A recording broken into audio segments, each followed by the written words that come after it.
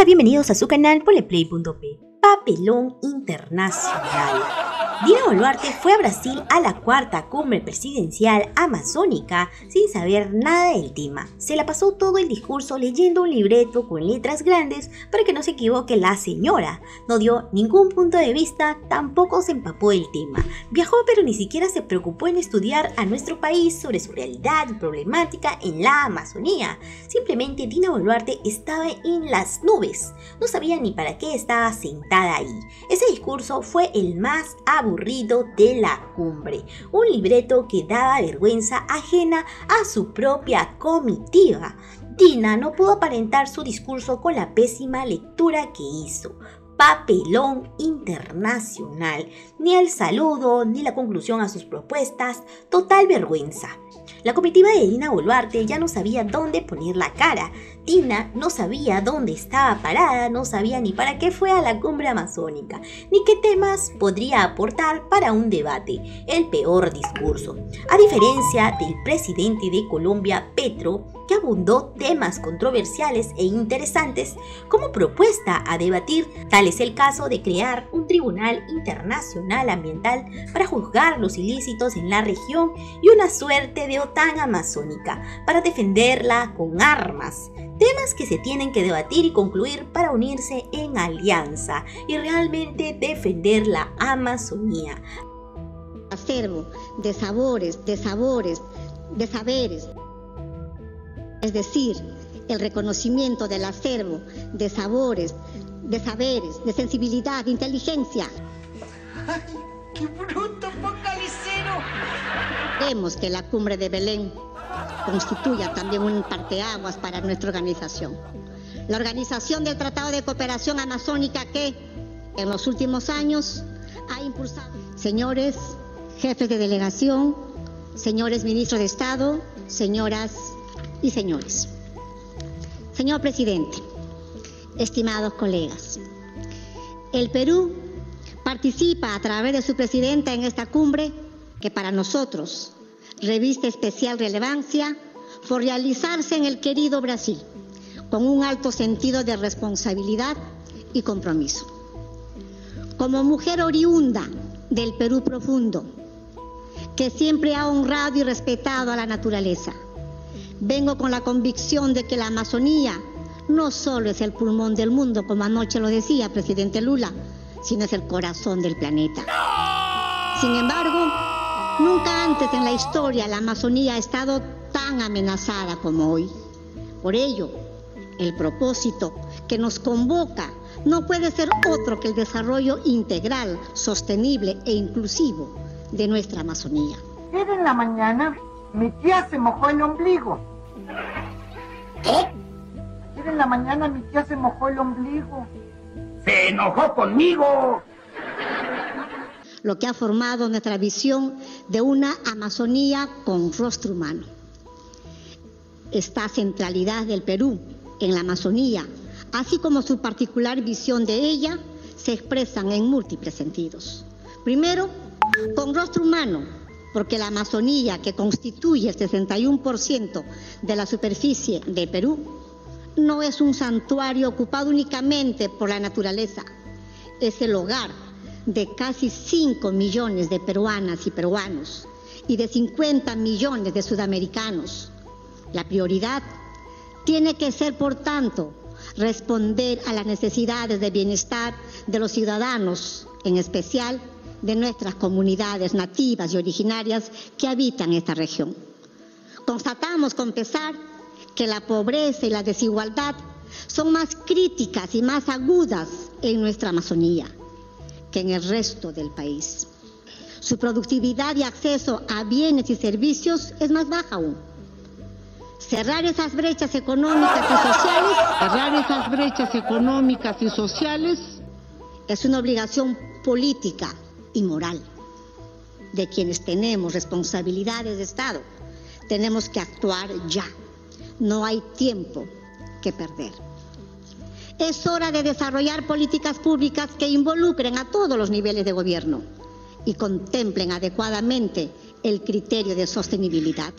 Por supuesto, estas se beneficiarán grandemente al estar articuladas a proyectos y decisiones en el ámbito internacional a través de este foro. Por ello, este encuentro debe ser un nuevo punto de partida para crear sistemas universales de salud y de protección social, con énfasis en los grupos más vulnerables, para avanzar hacia su seguridad alimentaria, para mejorar la calidad de agua y saneamiento de sus localidades, para empoderar a nuestras mujeres, a armonizar obras de infraestructura y de conectividad sostenible entre nuestros países, de intercambiar mejores prácticas de economía e impulsar las actividades artesanales, familiares y las cadenas productivas, en suma, dar una mejor calidad de vida a nuestras poblaciones amazónicas. En segundo lugar, Amazonía con rostro humano significa historia, cultura e identidad, es decir, el reconocimiento del acervo de saberes, de sensibilidad, de inteligencia y arte de los pueblos indígenas y de las comunidades locales. Se trata de un capital cultural ancestral que conservan en el Perú 51 pueblos indígenas originarios y múltiples comunidades locales con 44 lenguas nativas, como el Shipibo Conibo, Bora, Aguajún, Cucama, Cumamiria, Huampis, entre otros, que junto a tantos otros compatriotas que la habitan, fortalecen nuestra identidad y enriquecen nuestra convivencia nacional. Por eso, mañana 9 de agosto, celebraremos con especial alegría el Día Internacional de los Pueblos Indígenas. Como mujer andina, proveniente de una familia quechohablante, quiero aquí elevar mi voz ante el riesgo de la desaparición de nuestras lenguas originarias. Cuando muere una lengua indígena, muere todo un legado histórico y cultural. Cuando la gente pierde su idioma, pierde sus costumbres, su sabiduría, su idiosincrasia, sobre todo, su forma de entender y comprender el mundo. Para preservar e incrementar ese capital, tenemos que asegurar recursos, pero también fortalecer capacidades e implementar políticas públicas que reconozcan las potencialidades de las actividades que se desarrollan en la Amazonía. Para ello será necesario, primero, crear redes coordinadas de investigación y valorización de los conocimientos ancestrales. Segundo, promover iniciativas de estudio y aplicación de tecnologías innovadoras y ambientalmente sostenibles. Tercero, poner en marcha esquemas de promoción de las creaciones contemporáneas. Y cuarto, desarrollar iniciativas conjuntas de turismo sostenible, entre otros. Propongo que los 8 países salgamos juntos a otros continentes a mostrar la vitalidad de la cultura amazónica, de sus leyendas y tradiciones, de sus artes y su música, de su emprendimiento y sus productos sostenibles, de su espiritualidad y sabiduría, de su capacidad para imaginar e inventar. La Amazonía con rostro humano significa asegurar la voz y participación de las ciudadanas y ciudadanos amazónicos en la gobernanza integral de la región. Porque la democracia se construye de abajo hacia arriba y no al revés. La democracia, para que sea efectiva y legítima, tiene que incluir a los más vulnerables. Para ello es urgente fortalecer en nuestra Amazonía una serie de principios y prácticas fundamentales en la convivencia democrática. Entre ellos quiero destacar el respeto y promoción de los derechos humanos, los derechos de los pueblos indígenas y la igualdad racial y de género. El enfoque intercultural y el ejercicio pleno de la ciudadanía por medio de procesos de consulta previa, por lo que el Perú ha desarrollado 70 hasta la fecha. Nos impulsa a una visión de la Amazonía con rostro humano que he descrito en estos minutos. Todo el esfuerzo que emprenderemos a partir de esta cumbre, a la que usted, señor presidente, nos ha convocado, permitirá a nuestros países estar en mejores condiciones de adoptar las decisiones necesarias para alinear armónicamente nuestras agendas ambientales con las de desarrollo sostenible de la Amazonía. Por todo lo anterior, queremos que la Cumbre de Belén constituya también un parteaguas para nuestra organización. La organización del Tratado de Cooperación Amazónica que, en los últimos años, ha impulsado proyectos valiosos y prácticos, sobreponiéndose de manera muy meritoria a recursos humanos y financieros muy limitados. Señor presidente, quiero en mi lengua originaria quechua decir: Causachum nos Amazonía, Causachum los países amazónicos. Muchas gracias, muito obrigada, gracias. A continuación, el discurso del presidente Petro, que me parece muy interesante. Panel de expertos de Naciones Unidas. Lo que ha determinado es, uno, que la crisis climática se produce por el consumo de petróleo, carbón, gas y similares. Es decir, por la energía del capitalismo desde la revolución industrial.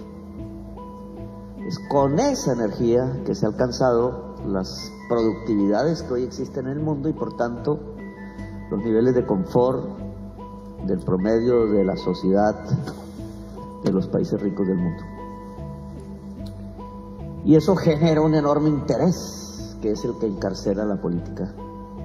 La política no se puede escapar de los intereses económicos que derivan del bien llamado capital fósil. Por eso la ciencia se desespera, no está atrapado en ese tipo de intereses tanto como la política, y el movimiento social, que en el fondo responde a la humanidad, pues termina desesperado y viendo en la política una especie de muro sordo que no puede actuar. Por eso las COP fracasan, cuando el reloj cada vez se mueve en función de la extinción. Porque ese es el segundo gran mensaje de la ciencia. Si no hacemos nada, nuestros nietos, los de todos, los de esta generación de la humanidad, van a vivir cosas que nosotros ni nos imaginamos, en una degradación de la calidad de la vida, que son los tiempos de la extinción. La sexta extinción no es dentro de un milenio, es en las próximas décadas y ya se está viviendo. Solo que este es un progreso, es un proceso de degradación paulatina, profunda. Todo el paradigma del progreso y de la idea de un mejor vivir hacia adelante está derrumbándose en todas partes. Y entonces aquí surgen una serie de interrogantes. Si estamos al borde de la extinción de la vida y es en esta década en donde toca tomar las decisiones y somos nosotros, los políticos, que tendríamos que tomarlas, nosotros y quizás el siguiente periodo presidencial, entonces ¿qué estamos haciendo? Además del discurso, obviamente, como este. Y aquí viene un enorme conflicto ético, sobre todo para las fuerzas progresistas, que deberían estar afines a la ciencia. Porque es muy difícil, sobre todo para los latinoamericanos, pensarnos ahora que hemos vivido del petróleo, del carbón y del gas. Solo me preguntaría cómo sería el debate en Guyana, por ejemplo, en este momento, cuando lo que necesita la vida del planeta es dejar de usar el petróleo, el carbón y el gas. Las derechas tienen un fácil escape, que es el negacionismo, negar la ciencia. De ahí a la sinrazón, de ahí al fascismo es fácil, así lo ha hecho en el siglo XX. Para los progresismos es muy difícil. Entonces genera otro tipo de negacionismo que es más o menos aplacemos las decisiones. Voy a poner un ejemplo de esos aplazamientos. Hidrocarburos y selva. Que nos vamos a extinguir, que lo que produce la extinción es el uso del petróleo, que la selva nos ayudaría a salvar la vida. ¿Qué estamos haciendo dejando que en la selva se explote hidrocarburos? No es un contrasentido total. Sin embargo, vayamos a tomar las decisiones, a ver qué pasa. No lo pongamos en la declaración, sino tomemos las decisiones. Si la selva produce petróleo, pues está matando a la humanidad.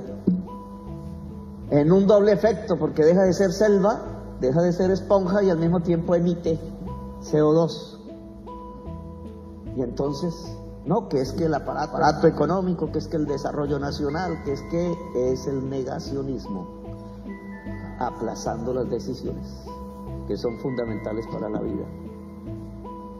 Por ejemplo, en el caso crisis climática amazona, selva amazónica, que es el tema que nos convoca,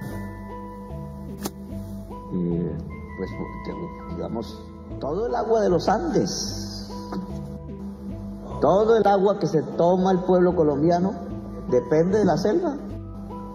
La selva genera por su masa vegetal lo que llamamos los ríos voladores, vapor de agua, ríos completos, pero arriba, que el viento lleva a las alturas de nuestros Andes, y se forman los ríos de todo América del Sur.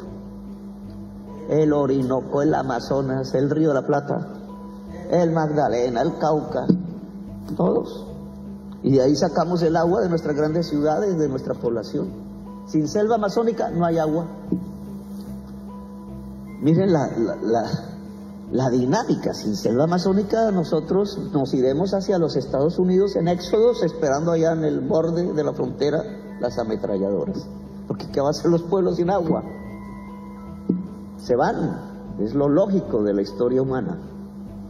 Por eso las tensiones de la política en Europa, porque a África le pasa lo mismo y en América. Si nosotros no logramos pensar esto de otra manera, porque en los diversos debates internacionales más o menos aparece el mismo problema.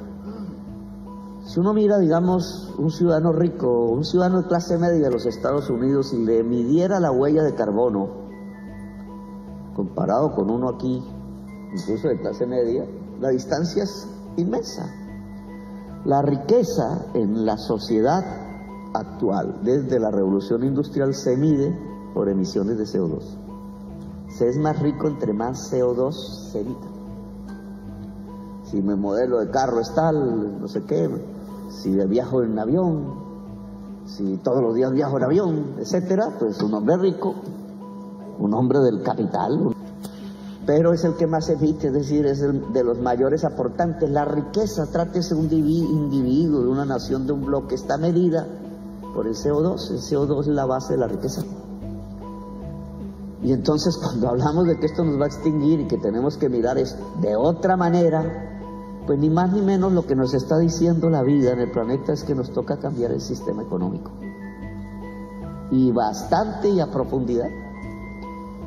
Es otra medida de riqueza la que tocaría poner, que no es la que durante el siglo XX se disparó, sino es algo que podríamos llamar una prosperidad descarbonizada. El problema es que eso no es capitalismo.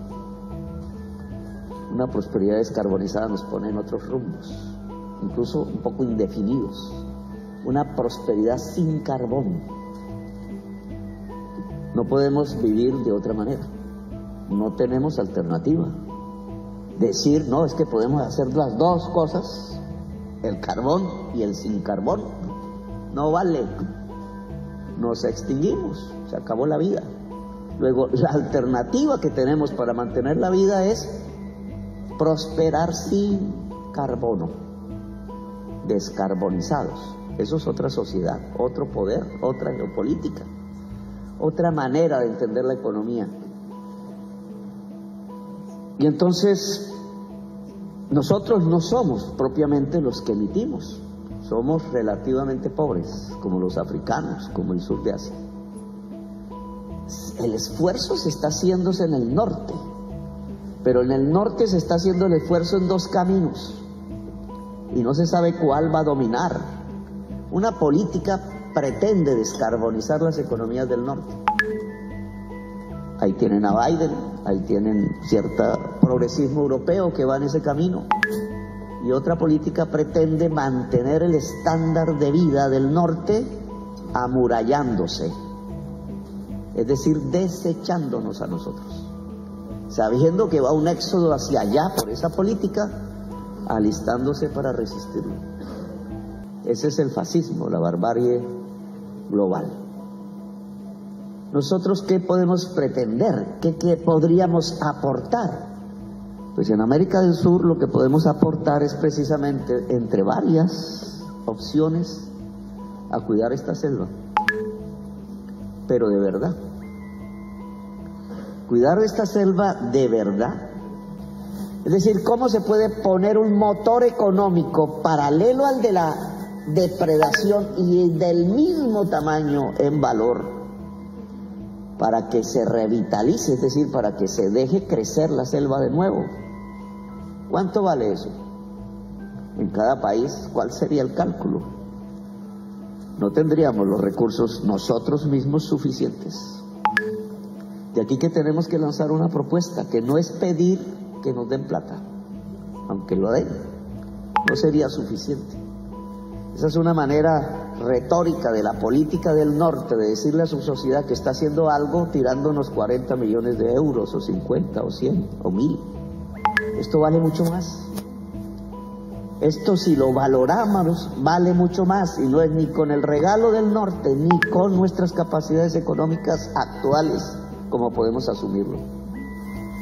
Por eso hemos lanzado una propuesta que está en la declaración, ya es consenso de la reunión de presidentes de Sudamérica y de esta reunión, que es cambiar deuda por acción climática. Que no es cada país individual, porque nos fregarían las calificadoras de riesgo, sino es una reforma del sistema financiero. Si el capital logra superar la crisis climática, aún siendo capital, solo lo hará reformando su centralidad, que no es la política y el Estado, como sabemos, sino que es el sistema financiero. Entonces, la propuesta de reformar el sistema financiero, liberando espacios presupuestales en nuestros países, porque hay una emisión mundial de derechos de giro progresiva, dependiendo de la pobreza del país, de tal manera que entonces podamos hacer un plan Marshall mundial, y en el caso suramericano, una inversión permanente anual para generar el motor económico de la revitalización de la selva amazónica. Pues me parece que sería una propuesta importante para garantizarlo. Si no, no va a haber garantía financiera de la revitalización, y el campo de soya seguirá tumbando la selva, como en el caso nuestro, la hacienda ganadera y la mafia. El fentanilo en Estados Unidos cambió el mercado de la cocaína. Allá se desplomó. El mercado de la cocaína ya no tiene sus rutas hacia el norte, ahora las tiene hacia Brasil, para estar en Brasil y para pasar a África y por tanto Europa, y hacia China, Japón y Australia, y por tanto se les volvió importante Ecuador. La selva amazónica es el centro de eso, de ese motor económico nuevo. ¿Cómo ponerle otro motor que sea el de la revitalización? Yo propondría lo siguiente, además de esta propuesta de cambiar deuda por acción climática a escala global. Aplaudo la propuesta de la ODCA social. Nosotros tenemos derecho por reglamento a la Secretaría General en este periodo de la ODCA tal como está, pero la ODCA tiene que repotenciarse, resignificarse. De una manera es llenándola de pueblo, del pueblo amazónico, precisamente para discutir estos temas a profundidad, porque es la vida de la gente que está en el Amazonas la que define el rumbo al final. Me parece que deberíamos crear un tribunal de justicia ambiental amazónica. Esta idea se la escuché a Correa en el Ecuador hace tiempos a escala global, pero podríamos volverlo particular. En el caso de la selva, nosotros, los estados que estamos aquí, podríamos generar un tribunal internacional amazónico, ambiental, para juzgar crímenes contra el Amazonas, reconociendo los derechos a la selva amazónica. Les propondría un tratado militar y judicial. Si el motor cada vez es más ilegal y representa un crimen contra la humanidad, ¿cómo defendemos la vida? Eso se defiende con razones, pero también con armas. Y entonces deberíamos crear una OTAN amazónica, un tratado de cooperación militar para hacer interdicción de lo que vaya contra la selva amazónica en todos nuestros países.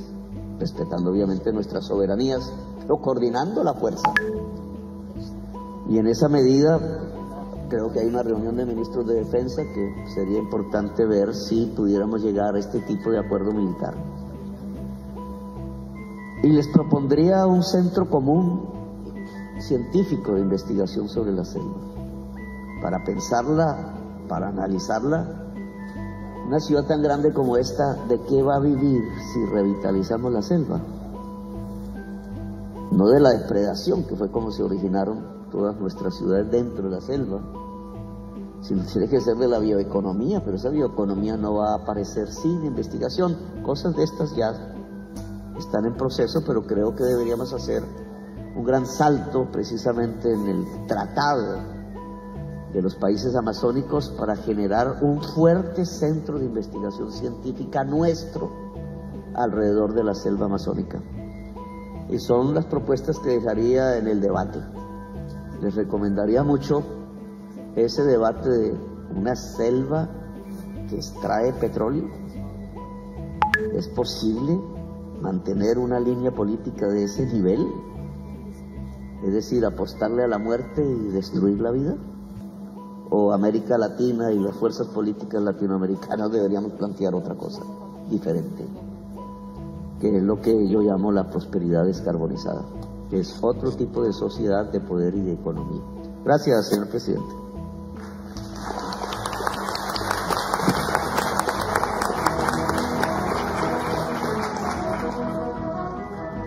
¿Qué opinas? Deja tus comentarios, comparte y suscríbete al canal.